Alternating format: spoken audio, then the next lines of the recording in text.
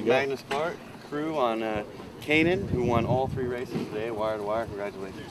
Thanks, man. Good job. What probably a bunch of anarchists want to know, and everybody, is how do you control these wings? So maybe you can take me through a top mark rounding, which controls you change. Yeah. Okay, so top mark rounding, I'm going to be, in one hand I'll have the sheet, which is my blue line. It's led all over the boat, so I can sheet from basically anywhere on the boat. It's continuous. So I'll be going around, easing it down. And then what I'll probably be doing is easing in the camber, which is our red line here. And that's basically going to fold up the wing and make it more powerful. So I'm going to let that run in pretty much all the way. And then I'm going to clean it. You see the indicator line going out there. Yeah, so you can see this guy moving back and forth. So I'll peg the dial on that guy. So I'm at full torque. And then I'll ease this, and it's basically the front element twist. So over here. That doesn't want to go anywhere.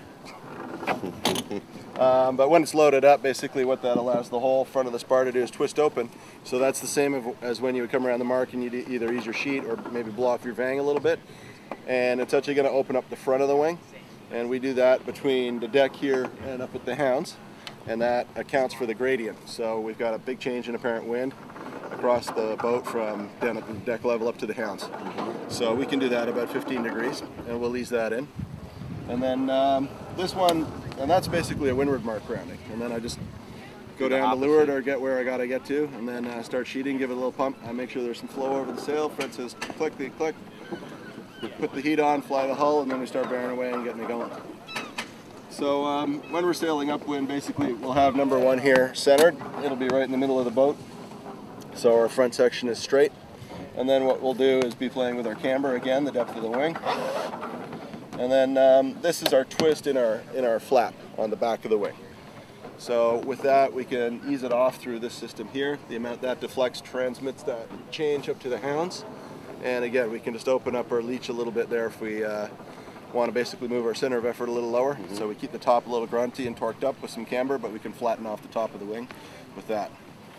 And then with this guy, we can basically adjust at the tip of the wing.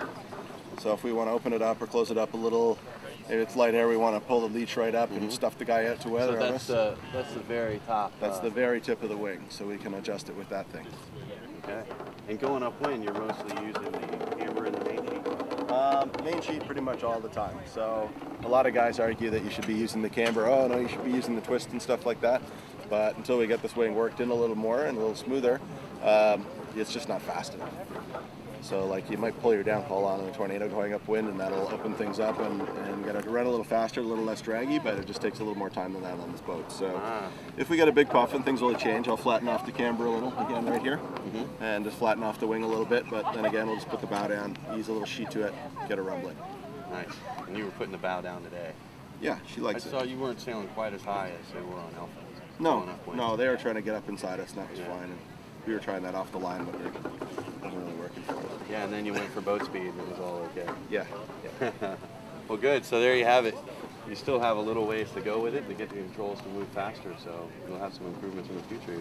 Yeah, I think we've had this wing out less than a dozen times, so it takes a little bit of effort to get these things sorted out. We left it pretty late in the game to decide to design and build it, so we're happy that it's going so far. Yeah, well, thanks a lot, man.